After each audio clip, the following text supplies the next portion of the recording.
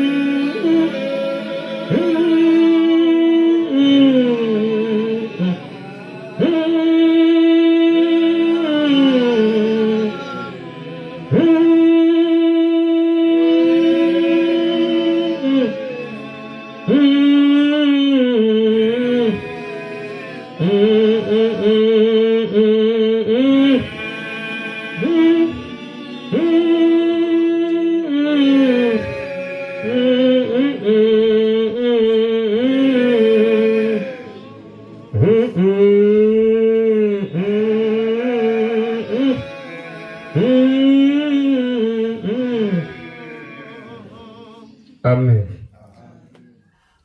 Ngibabingelele abayingcwele ngaphansi kwegama leNkulunkulu uNyasezulu. Amen. Amen. Ngibingelele ababamkhize nezihlobo zabo zonke abaphile enyameni ngaphansi kwegama loNyazi. Amen. Bese ngibingelela abasemoyeni ekuyibo esihlangene ngabo namhlanje ngaphansi kwelikhulu igama likaShembe uNyazi lezulu. Amen. Ngibonge nami ukuthi ngibe ingxenye yalo mthandazo wala ekhaya. Nginibongele nani maNazaretha ukuba inhliziyo zenu nokhokho benu noNkulunkulu avume ukuba sizohlangana kuleli khaya. Amen. Ngoba kuyagulwa, kungaguli inyama yodwa, kugula ngisho amagceke uqobo layo. Njengoba ke silapha asizile ngokugula kwenyama, kugula amagceke. Ukuza kwami kuyenzeka ngisizakale makupha umuntu ekhuluma ngibone ukuthi hawu kanti lento esekhaya igceke lakithi liyagula. Igceke ke ligula kanjani? Izipho ke zilashwa uShembe lezi kuvuka nathi kanje. Neyinkonzo esihambayo ezibizwa uShembe. Uma ubona insizwa zingaganwa ziphuza njengoba desho ukhabazela.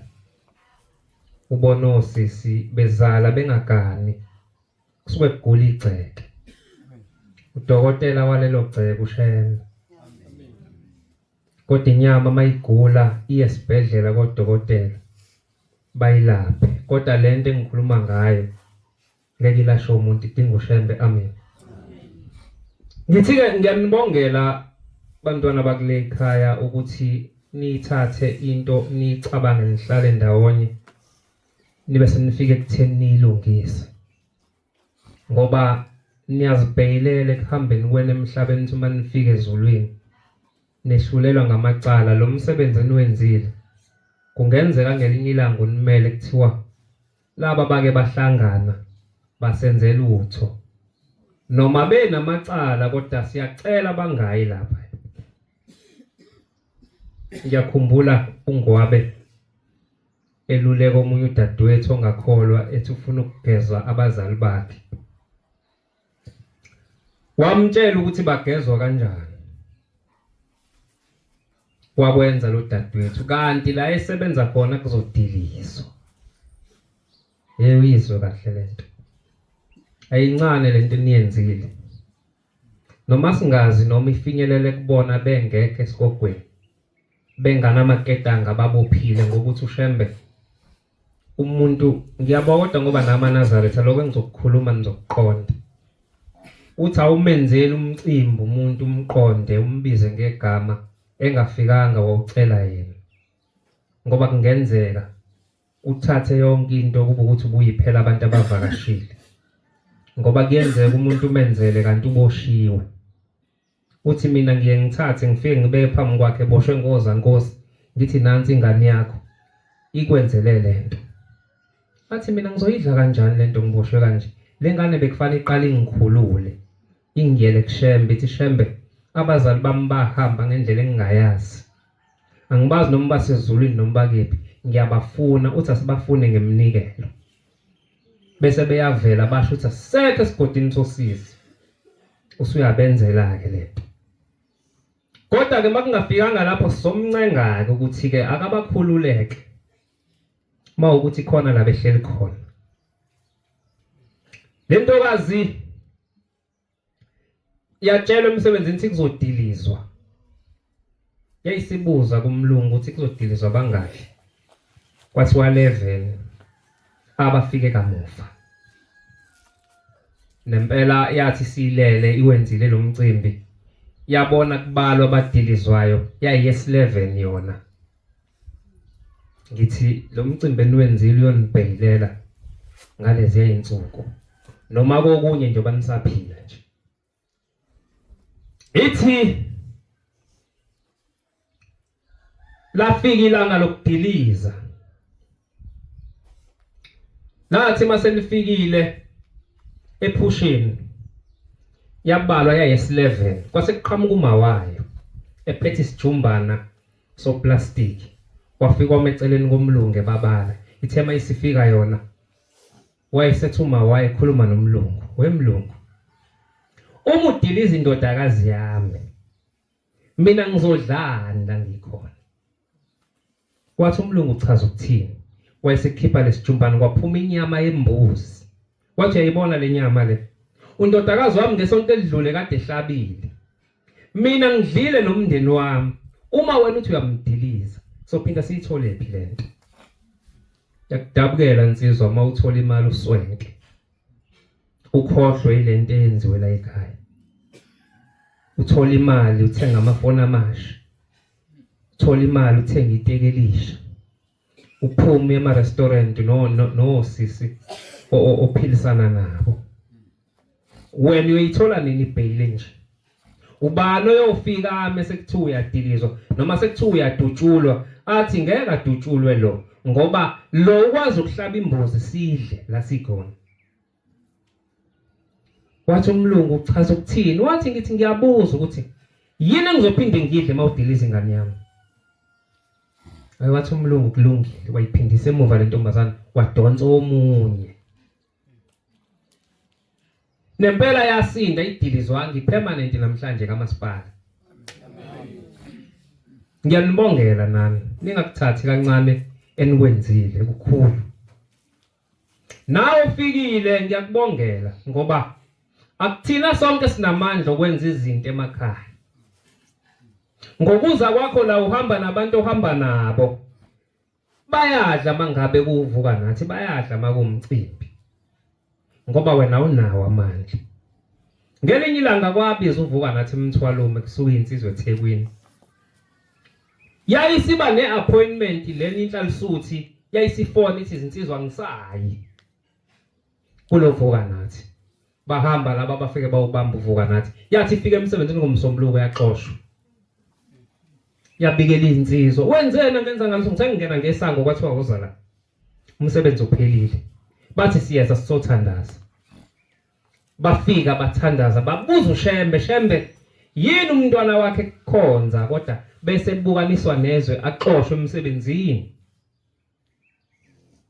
ithema isilele bafika okhokho bayo bathi wemfana usugijima uyosicaba uNkulunkulu ukuthi wena sikuxoshise emsebenzini uyazi siphi isizathu wena kubiza uvuka nathi wathembisa ukuthi uzoya uthema sekuvela indlela zakho ezingcolile wawusuphula isivumelwano ukuthi ubuzoya kuvuka nathi uthi sibe sesiyadinwa thina ngoba bese siyitshela ithi sofike sidle lapha kuvuka nathi ngoba wena usenze lutho ngemali oyisebenzayo kuyingozi ukusebenza ungabi nento yenze ekhaya ngiyanibongela ngisanibongela namanje nginicelisa uNkulunkulu ukuthi la ningakafiki khona fikani ngalokho enikwenzile amen babe sebemcelisa bathi thembisa manje ukuthi uzowenza uzobenzela umcimbi okhokho bakho njoba bakushayile ngokuthi awuyanga lapha ngoba bona bathi bebezodla ngoba wena ubenzeli lutho kodwa mawukhona bayakwazi ukudla ngempela wabuyela emsebenzini wafunda ukuthi akabenze lokho khokho bakhe imicimbi naye. Amen. Njengoba ngithi ngibongela ukuthi nikhona, ngeke ngakuvuka nathi ubuse ehadini. Hey. Amagceke ayagula, kugula abantu lapha ya. Umuke wana 30 nje amehla avaleka. Abantu bakhona bawo anti omalumekazi omalume ababoni bahamba sebefaka izibuko, ufaka izibuko omncane. Gula igceke. Yazi kuthwala gula kanjani igceke. Sibheke inqumo esithatha emakhaya kungewona wethu. Leli khehle lukhokho wakhona kuthiwa kwafika umlungu onebhusha wathi ucela limdayisela inkomo. Lafika la ikhomba inkomo kanti lenkomo le isifana nedlozi lala ekhaya, yona yayisindala kakhulu ikhona la ekhaya. Walinika ibhunu kuthiwa lathi liphesheya kanje. Wayibuka yazi yadundubala emtabeni, wathi bethu yaphenduka yakhala inkomo, wayizwe ngathi ikhala la esibayeni, wathi ulunguze esibayeni. Kwabo kuvaleka kwamehlo akhe. Laba bantu sebevaleka amehlo ngoba yena wavaleka amehlo. Ukugula kwegceke lokho. Abanama medical aid bayile kodokotela. Kodwa ilaphe kanga lento ngoba kugula igceke. Igceke lilasho ushembe. Ngamhla sikhona. Kwabi ngamhla kuzothethwa icala laleli yakhehla elisenezizukulwane ngezizukulwane ezingaboni ngenxa yesinqumo wasithatha sokudayisa inkomo eyayingafanele. Bayaphila namhlanje. Kodwa ngokuya kuvuka nathi khona into engayizuza mina. Ngoba kwakhuluma omunye umama. Wathi emzini wakhe ithongo lakhona limthanda kakhulu. Uma limthanda ithongo lakhona likhuluma yonke into kuyena. Lafika ngelinye ilanga lamtshela lathi molokazana unengane yaphuphuma wena kufanele wenza ababelethisi. Ngoba manje njengoba unje awubhizile. Asikwazi ukuthinta into ethinto wena thina sidle. Ufana nomuntu owafelwa. Base bemtshela ukuthi uzokwenza njani abenza ababelethisi bese yasinda kule ndlu ade benzela kuyona ukuze ihlambuluke. Ngafunda isifundo lapha. Uma kwenziwa ababelethisi la emhlabeni kuyenziwa nje kuphela. Bathi uma seqedile sebenziwe namhlanje walala. Ubabona bamile eminyango ekitchen. Bathi lalela ke wentombazana. Phela wena dubeletha wena. Ufuna ukungena la ekitchen manje? Uzongena kanjani ekitchen kadubeletha? Ubani wakwayinaka lonto? Kwathiwa kuzomela uhlala izinyanga ezintathu ungangeni ekitchen ngoba kadubeletha. Yasiza ukuhamba uvuka nathi ngoba sengiyazi namhlanje ukuthi umuntu uma kadenzelwa ababelethisi uyafana nomuntu okade beletha. Kwathiwa kazili ikhishi. Bayomtshela mase bethi abuye kodwa emva kwezinyanga ezintathu. Mawunga uhamba uvuka nathi uyithola phi lonto. Okungase kube okugcina. Ngithi ngilibongele leli khaya ngoba ngizwa kuthiwa nesonto elidlule kade kukhona amaNazaretha. Kwake kwakhuluma omunye ubaba ngithi wakasithole. Uthe ekhaya kubo kuhambe abantu baze bafika ku5 beshona. Wayesebikela izinsizwa ukuthi hayi ngeke. Nginenkinga kuyashona ekhaya. Hayi bathi ngeke sekhanjwe kakhulu sesingcwabe kakhulu kini. Sicela uhambe uye kushembe kwakuyinyanga yezulu. Lempela wahamba waye enkosini wafika wabika ukuthi kuyafiwa kakhulu ekhaya. Ithi inkosi kulungile ngizobathuma abantu bakini. Bofike bakutshela ukuthi yini edala ukufa.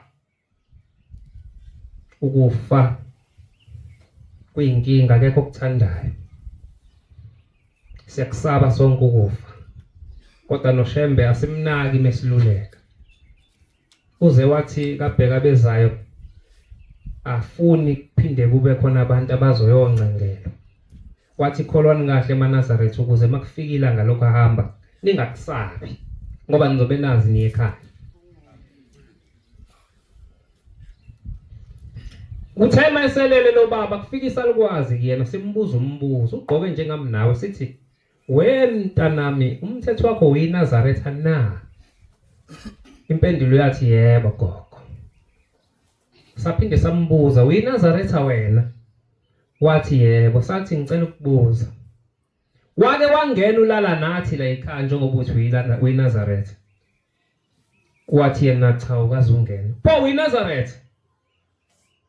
Sathi uyazi ukuthi uma kungena amaNazaretha emzini womuntu uShembe uyahamba afika esigodweni sosizi la kuboshwe khona leyo mndeni afika athi ake nilalele niyayizwa levunga eshoyo ethi vuka nathi soka sokani songale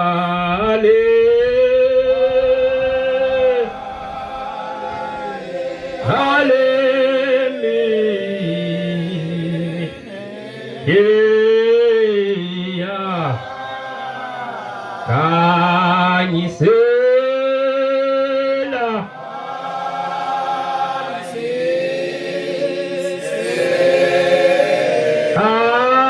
Ameso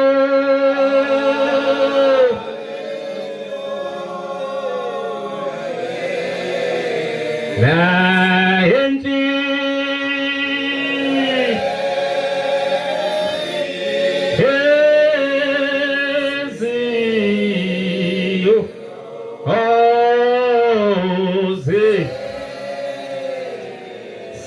Salwazi mangena amaNazaretha ngo9 ekseni afika ahlabela athi vuka nathi uthi uShembe ufika lapho siboshwe khona afika avula isikhokho athi awulalele ishophi lemvunge sithi Salwazi siyophendula sithi ishe emzini wethu athi uShembe ngoba emzini wenu kungena amaNazaretha la beniboshwe khona sengizonikhuphula ngaphezulu uthi njengoba wena ngakaze kungene vuka nathi uyibiza ngeNazaretha na sithi ulala nathi wakwangena na uthi yena cha uthi thina Salwazi ngalesikhathi ehlabelela amaNazaretha ethi lala nathi uShembe uphinda afike la siboshwe khona athi uyayizwa lemvunge sithi thina sayizwa athi shophi ngithi ishe emzini wami athi uShembe sengiyakususa futhi la ngikubeka endaweni engcono uthi wena uyibiza kanjani ngeNazaretha engangena amaNazaretha ezohuba lengoma ekhaya wena u14 wakwangena la ekhaya bazothi basinda ngokuphephisa bagide bagxobe yonke into ekhona egcekeni uthi awukazi ungena u23 wakwangena yini uthi cha u25 wakwangena yini uthi cha sithi lesalukwazi uyibiza kanjani ngeNazaretha enganyathela amanathe emzini wakho sithi lesalukwazi ke lalela ke mntanami kube bonke abantu abahambile emhlabeni sinesandla babulawe yithina ngoba besifuna ukungena amaNazaretha ngoba azohlabelela wona athini athi ngingumhambi emhlabeni likhona ikhaya lami ukuhlabelela kaShembe lo uShembe uzofika sikhumbule kodwa ke njoba seniyeke ukuhlabelela kaShembe basasizakala labantu njoba senisho omashe ezulwini ohalala labantu ababulala abantu bedinga lokuhlabelela basazokuthola yini uyabuza ukuthi kubaluleke kanjani ukuhlabelela kaShembe baze bakufune badela ukuthi akufa umuntu khona kuzongena amaNazaretha ahlabelele ubuphelele media njengoba ngithi ngiyanibongela ke ngoba yagida la ekhaya amaNazaretha njengoba ephinde kwesibili engena khona into ezokwenzeka kulabo abantu abangale esigodini sosizi amen kodwa engike ukukhuluma ekhaya ngicela kubaba mhlambe nani ninako manaza njobanila ngoba soba ngolana ngithe baba njengoba uzalwa abantu ababesindisiwe mangase usuke wena uqonda umcimbi manje uthi ufuna ukubenzela umcimbi bazokubulala okhokho bakho yazi ngobani laba bantu ufuna ukubenzela umcimbi kwakufanele benzele okhokho babo bathi sebesindisiwe abasahlabi wena musubahlabela bengazange babahlabelela bazodinwa lapha bahlabe wena into efanele udlule kuyona mNazaretha mangabe unesimo esinjalo ekhaya somuntu okade engaligcina usiko oqala umcelela intethelelo kulaba ona kubona ngokungabanaki ngani ngokuthi abahlabele ngoba ekhaya kunomlando wokuthi kwahamba ikhehle elilamana nomkhulu thatha umzi omkhulu liloyo umuntu. Kodwa ubaba ngo-2005 walentoza waliphupha lamthatha lamkhombisa lathi mntana mina ngangena la, kodwa la ngafela khona ilapha lamkhombisa ngifuna ungilande khona. Leli khehla lalingaqala ukukhuluma lakhuluma kubona abaphilayo afuna ukubenzela umcimbi. Sengiyamluleka ukuthi engase ungaqala ubacelela intethelelo. Nawe mawunawo leyo nto ekhaya woqala udlule kuyona, ngoba mawunomngeno nolaka uyokubulala. Umkhulu wafika ngesibonakaliso kumfowabo lozala ubaba, wangamnaki waze wafika esebhekile ephila kanje. Wafika ngena beka isigqiki lapha, afika ahlala akhulume nomfowabo omkhulu, bagcina sebebaleka. Mina umkhulu ngimaze emnyama kanti kuthiwa wemhlophe ngathi ikhaladi. Kuthiwa wekhaza uyena ngoba phela umuntu ongasekho uyashisa, wamkhaza wazi wamnyama. Kuthiwa wafika wahlala base bephuma bebiza amanye amakhehla, abuya amakhehla afika ambuza athi sibanibani ngoba wena usohambile inkinga yakho yini?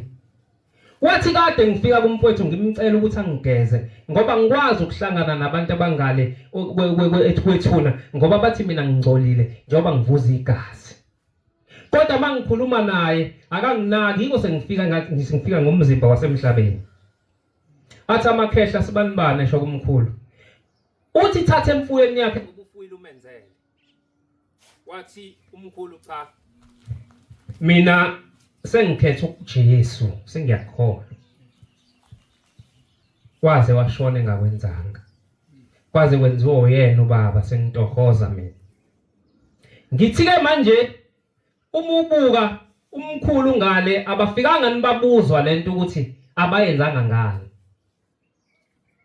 ngoba uthi umshumayeli umsomi unesihlobo sakhe sake senza umcimbi senzela uyise, sengikhothela ubabakhe.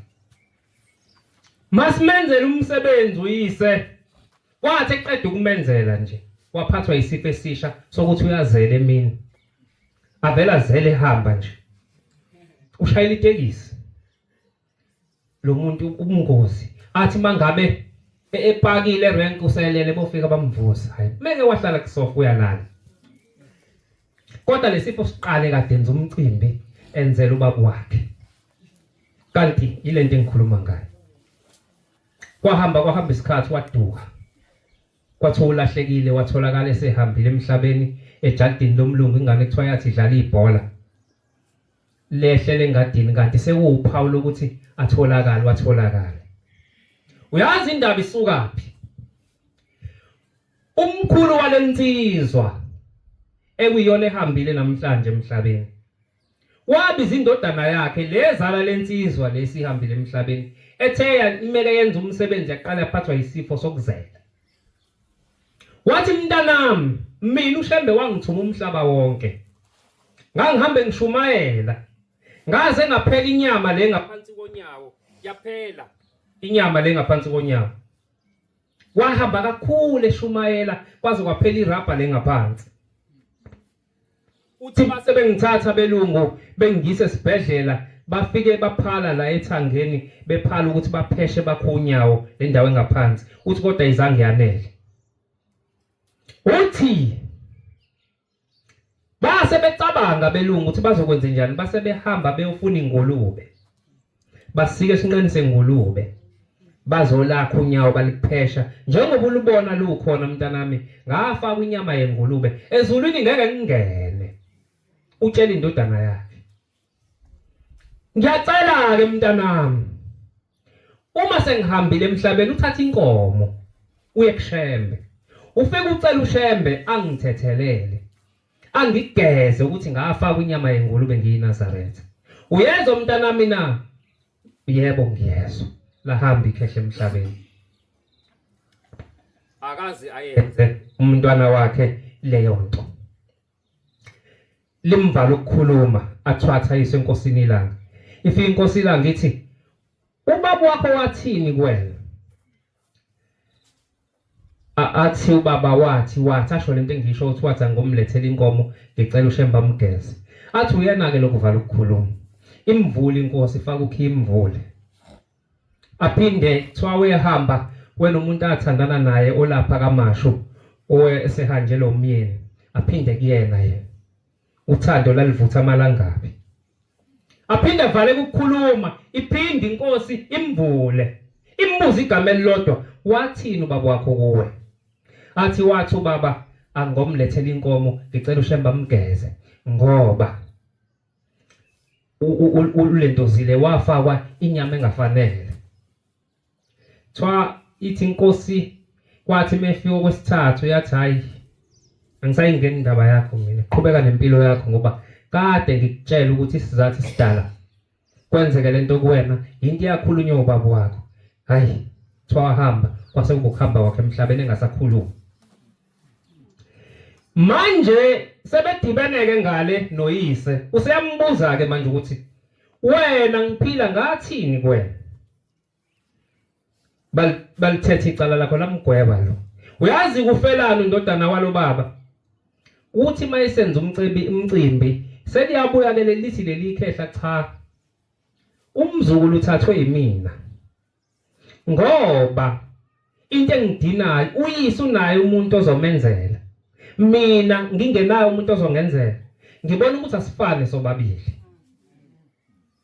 ukuba undodana lo umzukulu wayelenzile uphenyo ukuthi ubaba wakhe yini engayenzelanga umkhulu wakhe mhlawumbe ngabe uyaphila ngoba ngabe wacelela uyise intethelelo kwathi into ebekufanele yenziwe uyise wayeseyenzela umkhulu wakhe ngithi ke eNazaretha masinaso isimo esinjalo emakhaya usazi silungise umcelele intethelelo lo muntu omaziyo ukuthi kunento ekufanele ngabe uyenzile kwangayenzi ngoba uzoyenza sibhede kakhulu into zakho uthi wenzela wena lo kanti yena weqa wangabenzeli laba bantu ikakhulukazi kwabasindisiwe ngangiyithatha lapho ngize ngikhuluma nobaba okugcina nje ngizwile ukhabazele ekhala ngabafowabo cela ungiphe incwadi kaJeremiya 3:14 ngikhulume naye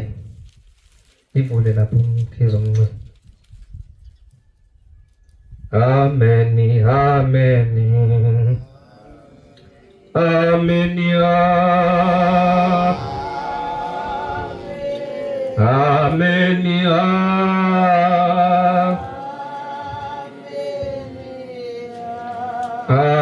inhlaba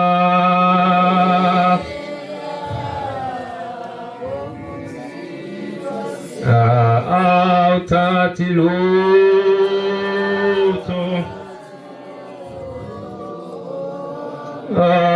akunezwi lakho semakade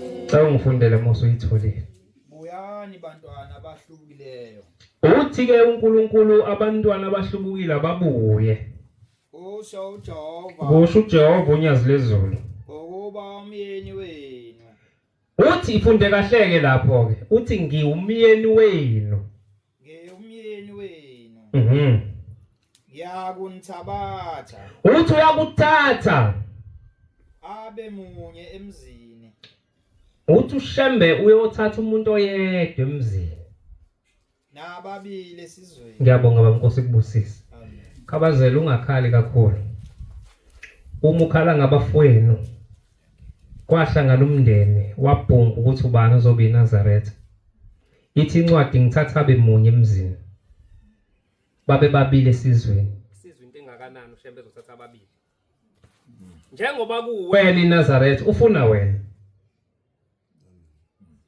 kuyoba ibonus ukuthi abafowenu nodadewenu baba amaNazaretha kodwa into engakululeka ngayo njengoba ubabona beyilesimo othi bayisona inkulumo le yazi inkulumo ethini ithi okhokho benu babedla utshwala okhokho benu basaphuza la bekhona kodwa bakhuluma ngani banikhombisa ukuthi asikagezwa thina utshwala mangase nisuke nina manje nibone leyanto leya nise nibona bona nibaze nibahlulele nithi hawu banje abanje into ekhombisa ukuthi okhokho beni la bekhona kukhona into esasele noma ngabe khona enikwenzile kodwa kusafanele nibageze nibayekise izidakamizwa bayokwehla bangaphinde balithanda utshwala isinemfu naye umuntu osibhemayo ungameyi uthi cha kunomuntu obhema isinemfu naye usetshenziswa abanye abasathi ngale thina siboshela sasibhema isinemfu njoba ngithe kugula amagceke igceke lilasho impawu zokuthi liyagula igceke asililapheke thina ngoba sesisengubeni emhlophe khona lezi inkinga eyonke imindeni ezikhona uyazi umfundisi uchiliza uthi ngelinye ilanga lapha eDanlop bekunosisi ongathini obekudlalela wonke umuntu kuye yonke insizwa nje mayifuna ukodlala iya kuyena uthi bethi bayangikhomba bethi nawe uhambe uyozama lapho uthi ngayibuka mina lento ngathi hayi yini ngamlaphi lo muntu ngoba uyagula akekho umuntu ongathanda wonke umfana ofika kuye ukugula kwegceke wamthatha lo sisi wenza appointment naye bahlangana baye ebuhleni babefika ebuhleni basonta kuyisabatha wathi ngoba umfundisi wayesemthatha emnyise enkosini wafika wathamba ufika unikele kushembe uthi ucela uNkulunkulu akuyekise ukuthanda abantu besilisa abese kuphumendo kodwa uthingo la khuluma into ephambene kunayikhulumayo usisi lathi uthingo mayise ufakele umnikelo uthi uchiliza la seluthi ithi ucela ushembe ageze okhokho bakhe ababenza lemikhubo yenzayo kuzophila wena mntanami amen wabuyela emsebenzini wawumuntu bathi bayabuya njengoba bebemjwayelele lento ayiyona bafike bagede useyabona manje uthi hey nizodlalela kumina wagana wathola umendo shembe silapha inyama imphefumulo namagceka ayaphila ngiyacela ke nomndeni nisukumele lento nibalaphe ngoba ekugcineni bayakwazi ukukhipha ngisho sosesontweni baphuzise wena ngoba bethi bayakhuluma ukuthi usuyigqokile impela ingubo emhlophe kodwa yini ungabanaki ngoba bakulethela ukuthi wena wozoba into insipho yokuthi bagezeke la bekhona thina siphike nobumnandi basesontweni asisonte kodwa sikhumbule ukuthi sizelwe nabantu abasizele nabo babezelwe nabantwana baphuphuma ke bayidala imbedu mahlwane ekhaya izinsizwa ninaki indaba yabantwana baphuphuma ngingasakhulumi ngeinsizwa zala ekhaya noma abakhona la ekhaya nodadewethu ngicela ninake angigcine ngayo nje impela ngoba thiwa abantu abangenasono abanezwe elikhulu ezulwini izwi lokuphikisa izwi futhi lokuvuma engathi maniyenzile imicimbi seningabuya nihlangane ngoba nibazi ningakhethi futhi abantu bala ekhaya nithi namhlanje sifuna ukukhipha isithebe sabantwana abaphuphuma ngoba menike nanomngcele nathi nenzela abale ekhaya kuphela mhlawumbe lonto ingagcina inishaya ngoba khona nabanye kodwa bathintekayo ekuzalweni kwenu abaphuphuma nabo abangenabo abantu ababenzelayo okuthi nina mangabe kuukuthi konke niyenzayo bese beyasondela ngiyacela nibenzele ngoba ngiye ngayothandaza emzini wakwaZulu isibongo sasihamba nayo lensizwa le iwufakazi kwabo lesihlanu yena umxolo ngamfonela mfowethu ake siyothandaza lapha kwakuseyikancama nokuthi kancama kushintsha ngamaphutha abazali kuze kube uZulu uqhwagwe idlozi lako malume wakhe lambuyisa esakhe umuzi wasinelwa kancama ngoba ethi kubo lathi hey wena ingane yako malume buya usewuZulu namhlanje siyothandaza ngithi lensizwa siyongenisisa abatha kulomuzi ngoba sekugqekeze kwabili kulandelana kwathatha iTV enkulu engaka wathenga enye yaphinde yathathwa nama laptop ngabona ukuthi uma wakhona usiyamngabaza uShembe. Safika senza umthandazo wesabatha nalensizwa. Ngase ngiyaguqa ngithi ababike ayiweza ukuthi inhliziyo ziphukile. Yena uShembe bamkhonza kodwa abagcwele manje kahle ngale igameke ezenzekayo. Umntwana waphuphuka. Ngithi ke mase ngiguqa sebebikile ukuthi sekugqekezwe kabili. Ngase ngithi nyazi lezulu ubabukani abantu ngoba nali ifoto uyala kuthathwe khona iTV. Ifoto lingaphezulu iTV ingaphezulu iTV ngaphansi ifoto lingaphezulu elikhulu lika Shembe. Ngithi Shembe ubabukani labantu ngicela isizathu esidala ubuke laba bantu bantshontshe la bagqekeze baze baphindelela ukhona yini edala ubabuke. Ngathi ake singathandazela ukuthi akubanjwa amasela awanacala. Ngicela sibuze manje. Yasukuma yakhuluma nalensizwa saguqa sabuza umbuzo ukuthi badedelwe ngasiphi isizathu. Kwako lesihlanu isabatho umsombuluko wasibiza safika. Uthi impendulo ibuyile uthi ngizibone ngihamba. Wathi umuntu uthe kuyagqekezwa waza ngikukhombisa. Uthi ngafika ibhande la concrete likhona le ndawo abiya ngoconcrete weyibhande. Uthi naba abantu balikhipha ibhande. Wathi yabo bayagqekeza. Ngithi gqekezwe kabili. Uthi ngawuthatha lo concrete ngaphinde ngawubuyisela. Angithi kwathathwa ama TV baphinde bawathenga. Uthi kwaphinde nangaphambili wababona sebegqekeza labantu. Uthi abangesalibuyisela ke ibhande lesibili. Uthi wathi umuntu uhamba ufika ulunguze lapha. Uthi ngafike ngaqoba ngathi uthi inqwaba yeingane ingangala abafana ningaphansi neyiningi ngithi ubeqonywa naye. Noyise nabo phela obaba basizalayo bebe amasoka. Njengoba ngithe ungathi wena ngenzela la ithi izingane zaphuphuma. Uthi wathi lo muntu lunguza la. Uthi ngifica nyilele njengoba ukubona iphaka lilele limile lithe. Uthi kwase kukhulume yodwa kusawubona baba. Uthi ngathi mina ubaba wena akazi phela. Uthi yathi mina ngiyindodana yakho. Ayangikwazi. Wathi baba. Namhlanje niyakhala nithi mina niyaqhekezelwa noma. Hayi nina niyabusa. Wathi mina manithanda nifike niyolala eHardini.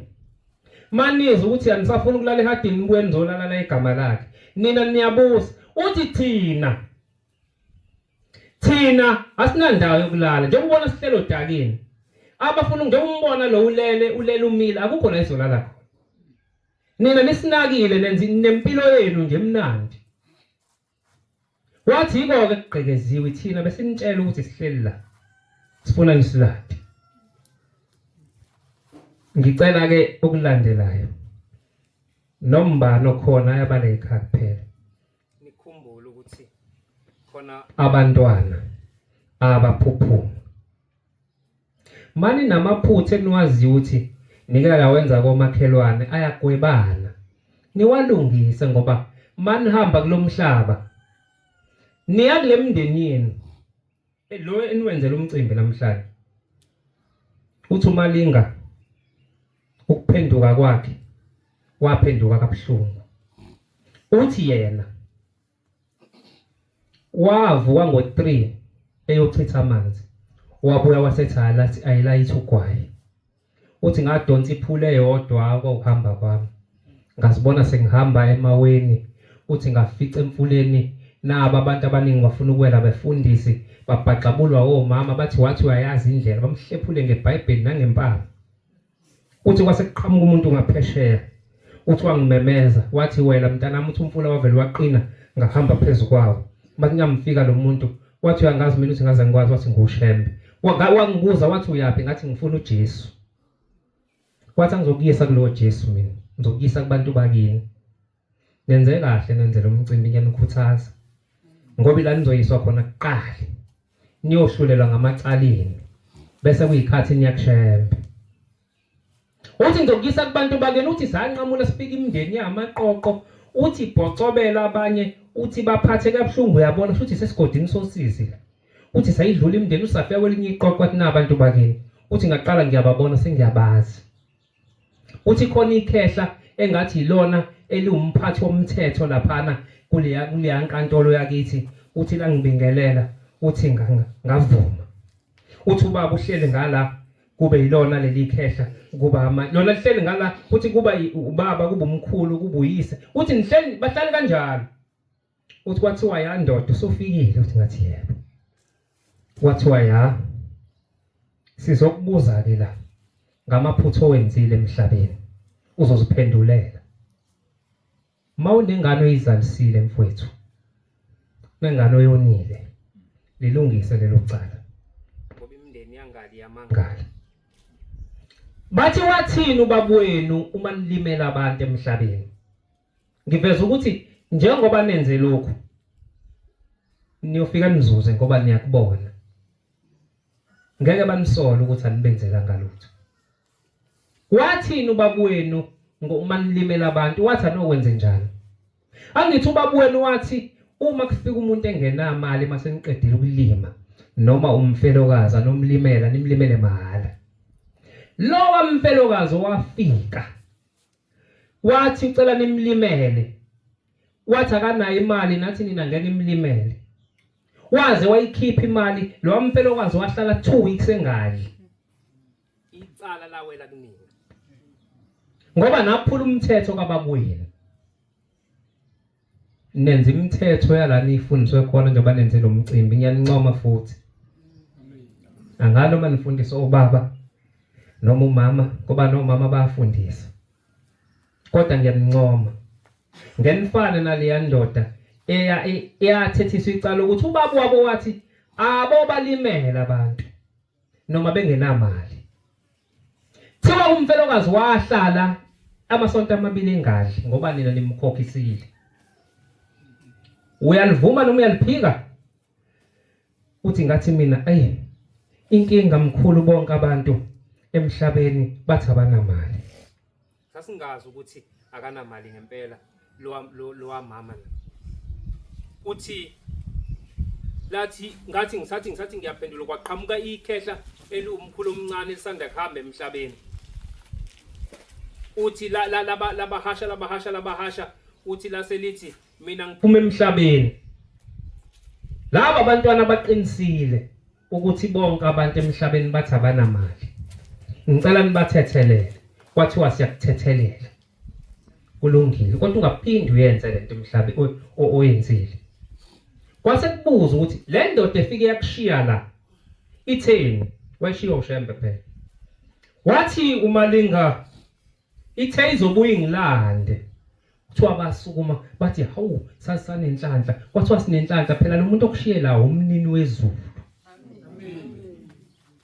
Futhi qeda ukusho njalo wabuya uShembe umthatha uthi asambe uthi bahamba uthi wafika endleleni kwathi khetha indlela ozohamba ngayo uthi ngayikhetha kanti ngikhethe wrong uthi ngathi ngiyafika isango lokuqala ngifika nansi indoda enkulu ibeka ithangela utshwala la iphuzisa lo uthi kwathiwa into obuyenze emhlabeni uyayenzisisa la phuza la soyaphuza le ndoda yaze eqhumisiso uyayibuka lento yena kwathiwa dlula wena uthi ngadlula uthi ngafika isango lesibili kunendoda size yanqamuka imino ayisekho imino uthi le mino inqanyilo ukuthi ushaya isiginci kade yenza lento emhlabeni khona izinto esizenza la emhlabeni ezifike zisixake ngale lokho esikwenzela ekhaya ngeke usixake kodwa ngale kwaloko sifaka ezulwini nathi sosika iphethini uthi kwathi wawadlula kule ndoda wafika esangweni angenanga kuleli sibili uthi wezedlula ngaphandle ukuthi hayi ziya idayisi leli dlala wenza ukuthi he uthi ngasho ukuthi hayi idayisi leli shawala uthi ngadlula ngafika esangweni lokugcina ke lesithathu lesine uthi wafica belungu bambuza ukuthi ufunani wathi ufuna uJesu uthi bathi mala bajika ngalo uthi babuya nezinje ezinkulu engaka ukuthi azimdephunanga zamdephuna wabaleka waqhamuka uShembe uhleli lapha athi uShembe uthi lapho wesethuka enza yonke into uShembe yakuthuka wenza ezulwini la uthi ngithi uthe ufuna uJesu wena uthi ngathi mina yebo wathi waphoma nje wathi laba ngilumisa lezi uthi hey ngabe nikhonza izinto eningazazi nali isango labantu abamnyama wena uthi ngangena lapho ngilandela abanye bagqoke ingubo emhlophe uthi ngathi nami ngifika yehla ingubo emhlophe ehlela kimi uthi ngadlula phambili kufuna ithikithi uthi ngayitshethi ngizolikhipha ephaketheni wathi umlindi emsangweni wathi ufunani ngathi ngifuna ukuthi kodwa awunalo ngeke futhi uzube nalo ngoba akazobe nalo emhlabeni ngiyanibongela ngoba ninamathikithi maNazaretha izinsizwe ezincane busiswani nani nibe nophawu la ekhaya uthi wamdudula le ndoda wayesephaphama emhlabeni yobuye ngiqedelele ngoba yinto ukuthi wambona kanjani uShembe sephila inkosi buseni kuswele Ubuphelele Media.